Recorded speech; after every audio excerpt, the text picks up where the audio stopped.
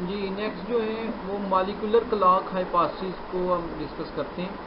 The molecular clock is figurative term for a technique that uses the mutation rate of biomolecules to deduce the time in prehistory when two और more life forms डाइवर्ज्ड। जो molecular clock है उसका क्या काम है, कह रहे हैं कि इसके अंदर क्या करते हैं कि जो म्यूटेशन रेट है बायोमॉलिक्यूल्स का उसको इस्तेमाल किया जाता है और उससे क्या किया जाता है to deduce the time in prehistory when two और मोर लाइफ फॉर्म्स डाइवर्ज। क्या जो म्यूटेशन रेट है बायोमॉलिक्यूल्स की, मतलब प्रोटीन कार्बोहाइड्रेट की जो म्यूटेशन रेट है कि वो कितनी रेट से हो रहा है, उसकी मदद से प्री हिस्ट्री मतलब पहले ज़माने में ये अंदाज़ा किया जाता है कि दो जानदार कितना अरसा पहले एक दूसरे से अलग हो गए थे। ठीक है ना, मतलब कहते हैं जैसे कहते हैं जी रेप्टाइल से बर्ड्स बने हैं, तो कितना अरसा पहले रेप्टाइल से बर्ड्स जो हैं वो अलग हो गए थे, बन गए थे। तो वो कैसे अंदाज़ा करते हैं, वो म्यूटेशन रेट ऑफ बायोमॉलिक्यूल की मदद से।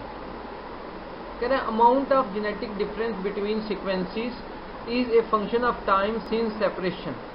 कह रहे हैं जो जेनेटिक डिफरेंस फिर बढ़ता जाता है जूं जूं वक्त उनके अलग होने का जो टाइम है वो ज़्यादा होगा तो उनमें डिफरेंसेस ज़्यादा हो जाएंगे। Rate of molecular change is constant to predict times of divergence. ठीक है, क्या जो रेट ऑफ मॉलिक्यूलर चेंज है, मॉलिक्यूल में जो चेंज आता है वो भी कांस्टेंट है। ठीक है, और कहते हैं कि चूँकि कांस्टेंट है चेंज का एक रेट जो है, इसलिए आप प्रिडिक्ट कर सकते हैं कि जो चेंज है वो कितना अर्सा पहले आई है। It is sometimes called a gene clock और एन एवोल्यूशनरी क्लॉक भी इसको कहते हैं। अच्छा जी, आउटलाइन क्या है, क्या कहते हैं methods for estimating time under A molecular clock. ठीक है, estimating genetic distance, determining and use calibration points, sources of error, इसमें पढ़ेंगे मेथड्स फॉर एस्टिमेटिंग टाइम में। फिर रेट हेट्रोजेनिटी, उसमें reasons for variation, how it's taken into account when estimating times. फिर reliability of time estimates, फिर estimating gene duplication times वगैरह वगैरह, तो ये चीज़ें डिस्कस करते हैं। पहले बात करते हैं measuring evolutionary time with the molecular clock. Number 1 कह रहा है कि जो estimate genetic distance, genetic distance को वो क्या चीज़ है कि नंबर अमाइनो एसिड रिप्लेसमेंट, कि कितने अमाइनो एसिड जो हैं वो चेंज हुए हैं विद द टाइम। ठीक है, उससे हम एस्टिमेट लगाएंगे जेनेटिक डिस्टेंस का। Number 2 use paleontological data to determine date of common ancestor, कि जो पेलियोंटोलॉजिकल डेटा है, पेलियोंटोलॉजी का जो फोसिल्स के बारे में जो डेटा है, तो फोसिल्स के बारे में जो डेटा है, ठीक है, उसकी मदद से हम डेट ऑफ कॉमन एंसेस्टर को डिटरमिन करेंगे कि इनका जो कॉमन एंसेस्टर है वो कब बना था। तो कैपिटल टी से इसको जाहिर करते हैं, तो ये है टाइम सिंस डाइवर्जेंस, जब वो दो जानदार से अलग हुए थे वो टाइम। फिर तीसरा है estimate calibration rate. Calibration rate से क्या मतलब है कि number of genetic changes expected per unit time, कि कितनी चेंज एक्सपेक्ट कर रहे हैं per unit time. Per unit time से मतलब कि आप फॉर्मूले 10,000 साल में कितनी चेंज आती है। ठीक है, तो उसको हम कैसे फार्मूला है कि R is equal to D divided by 2T। Calculate time of divergence for novel sequences. अब इसमें क्या है कि आप नोवेल सीक्वेंसेस से मुराद है कि नई जो सीक्वेंस आएंगी, ठीक है, म्यूटेशन से, उनको कैलकुलेट कैसे करेंगे। तो उसके लिए formula capital T is equal to D divided by 2R। 5 factors combine to limit the application of molecular clock model। कह रहा कि changing generation times if the rate of new mutations depends at least partly on the number of generations rather than the number of years। मतलब क्या है कि जो generation time में जो चेंज है, जनरेशन टाइम क्या है कि एक जनरेशन से अगली जनरेशन में आने का जो वक्त है। ठीक है, तो कह रहा है कि अगर तो रेट ऑफ न्यू म्यूटेशन जो है depend at least partly on the number of generation rather than number of years, कि अगर तो जो चेंज है म्यूटेशन है वो नंबर ऑफ जनरेशन पर डिपेंड कर रही है बजाय इसके कि नंबर ऑफ ईयर्स पर, तो फिर तो ये अप्लाई करेगा, ठीक है, फिर ये उस फैक्टर जो है वो उसके ऊपर असरअंदाज होगा। फिर दूसरा है पॉपुलेशन साइज, कि genetic drift is stronger in small population and so more mutations are effectively neutral. ज़ाहिर है अगर पॉपुलेशन साइज छोटी है, ठीक है, थोड़ी पॉपुलेशन है, तो उसमें क्या होगा कि जेनेटिक ड्रिफ्ट से वो सारे के सारे हो सकते हैं जिनमें चेंज है वो ख़त्म हो जाए।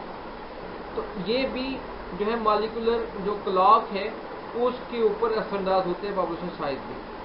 फिर species specific differences due to differing metabolism, ecology, evolutionary history वगैरह, कि हर जो स्पीशीज है उसमें म्यूटेशन का रेट दूसरी स्पीशीज से मुख्तलिफ होगा, ठीक है। फिर change in function of the protein studied, कि जो प्रोटीन को मतलब आप ऑब्जर्व किया है, स्टडी किया है, उसके फंक्शन में चेंज। तो कह रहे हैं कि can be avoided in closely related species by utilising non coding DNA sequences और एम्फेसाइजिंग साइलेंट म्यूटेशंस। तो कह रहे हैं कि जो प्रोटीन जिनको हम मतलब ऑब्जर्व कर रहे हैं, स्टडी कर रहे हैं, उनके फंक्शन में अगर चेंज आ जाए, ठीक है, तो ये भी मॉलिक्यूलर क्लॉक के ऊपर असरअंदाज होता है। फिर changes in the intensity of natural selection, natural selection दायर है कभी किसी इलाके में ज़्यादा हो सकती है, कभी कम, जैसे खुश्क साली आ जाए बहुत ज़्यादा, ठीक है, ड्राउट, खुश्की आ जाए, तो ज़ाहिर नेचुरल सिलेक्शन वहाँ से बहुत ज़्यादा जानदार ख़त्म हो जाएंगे, तो ये नेचुरल सिलेक्शन है। तो उसकी इंटेंसिटी मतलब शिद्दत जो है नेचुरल सिलेक्शन की वो भी मुख्तलिफ होती है, तो उसका भी मॉलिक्यूलर क्लॉक के ऊपर असर होता है।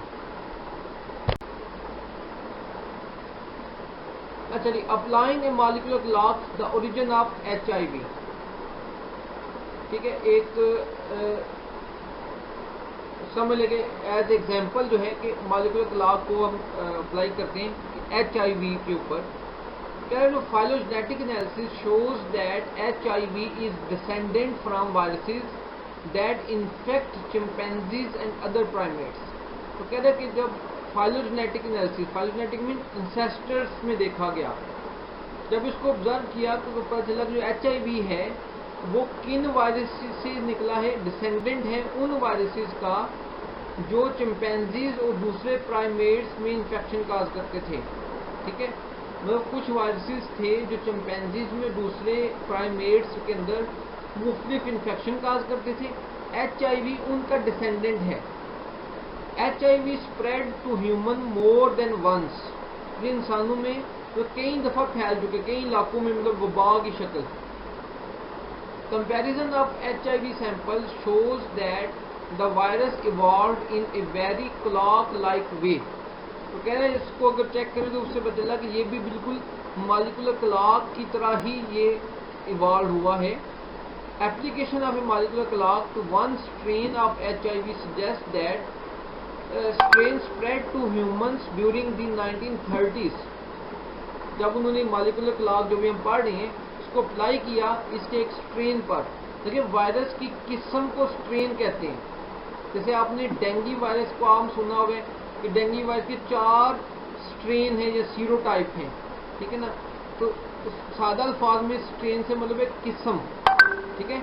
जैसे काऊ की, गाय की बोझी की इकसाम है, डॉग्स की बोझी की इकसाम है, तो वायरसेस की इकसाम भी होती हैं। तो क्या इसकी एक जो किस्म है, एक स्ट्रेन है HIV का, उसको जब उन्होंने ऑब्जर्व किया तो ये 1930s तक था, ठीक है। अच्छा जी, नेक्स्ट अब वो बात कर रहे हैं कि जीनोम एवोल्यूशन की, कि कह रहे जो orthologous genes are wide spread and extend across many widely varied species. For example human and mice diverge about 65 million years ago and 99% of our genes are orthologous.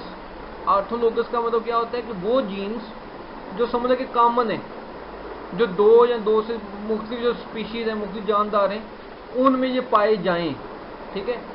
मतलब या दूसरे अल्फाज में कह सकते हैं जो ऑर्थोलोगस जीन्स हैं वो बहुत पुराने कदीम, जो मतलब जब से समझ लो कि वो मैमल्स या वो जानदार बने हैं तब से उन सब में है, ठीक है। जैसे वो कहते हैं कि जैसे ह्यूमंस और माइस जो हैं वो तकरीबन 65 मिलियन ईयर्स अगो से अलग हो गए थे, 2 मुख्तलिफ बन गए जानदार।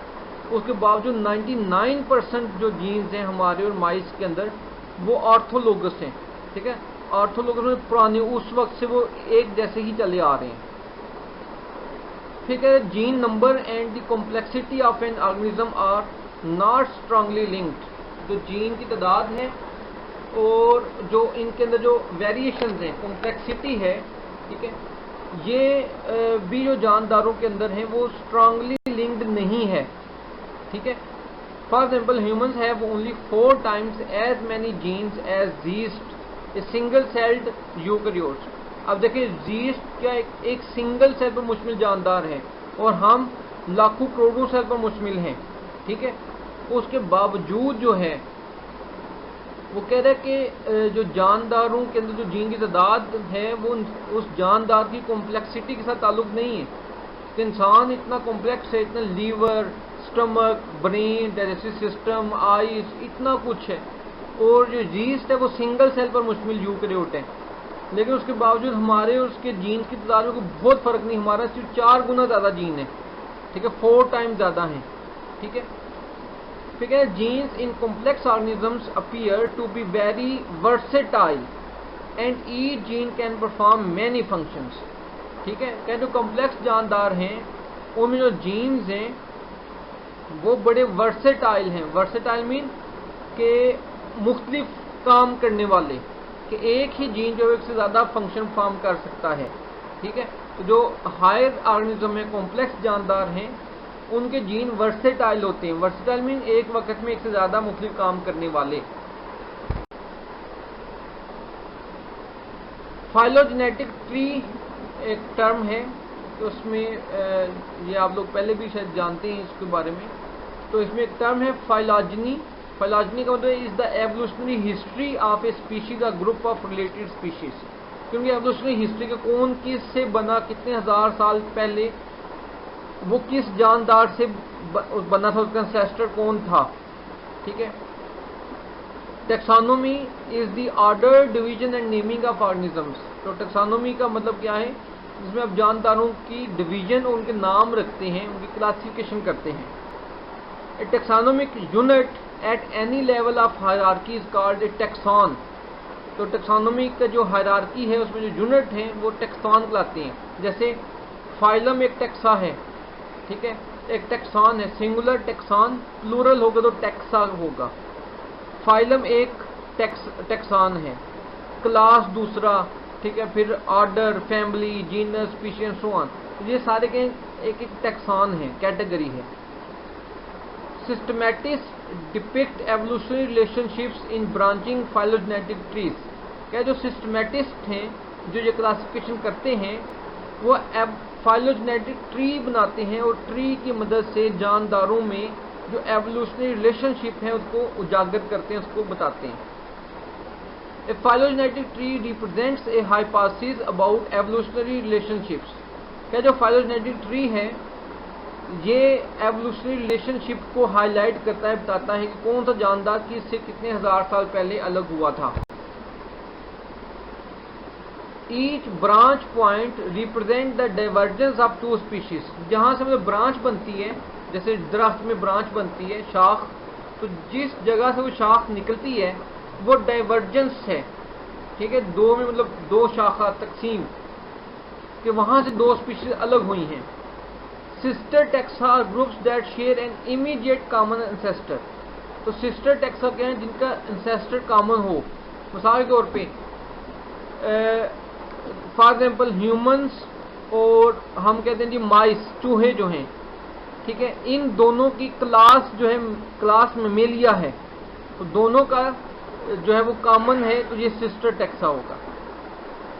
A rooted tree include a branch to represent the last common ancestor of all taxa in the tree। तो बाद का ये जो फाइलोजेनेटिक ट्री बनाते हैं इसमें रूट भी दिखाते हैं, जड़ बनाई होती है, तो वो रूट जाहिर करती है कि जो इनके जो कॉमन एंसेस्टर है वो सारे ऊपर जितना भी दरख्त है उसका कॉमन एंसेस्टर ये एक ही है। फिर है basal taxon diverge early in the history of a group and originate near the common ancestor of the group. तो बिल्कुल जो रूट से एक ब्रांच निकली होगी, ठीक है, वो बेसल टेक्सॉन कहलाएगा। फिर polytomy is a branch from which more than 2 group emerge, कि एक ब्रांच बनी और उससे आगे से फिर बहुत से ग्रुप बने, तो वो पॉलीटोमी कहलाती है। ठीक है, ये जो भी हमने डिस्कस किया ये उसी चीज को जाहिर कर रहे हैं। तो लेफ्ट साइड पे आप देख सकते हैं इंसेस्ट्रल लाइनेज है, तो वहां पे this branch point represent the common ancestor of taxa A to G, सारे जो टैक्सा हैं वो इधर से ही निकले हैं। ठीक है, ऊपर लिखा हुआ है branch point where lineage diverge, तो जहां से देखिए 2 में वो ब्रांचेस हुई हैं, तो वो आप जो है ना इससे आगे जो टैक्सा है वो मुख्तलिफ यहाँ से निकलते हैं। ठीक है, तो ये जो अभी हमने सारा जो डिस्कस किया है, ठीक है, ये उसी को जाहिर कर रहा है। ठीक है, तो 1 मिनट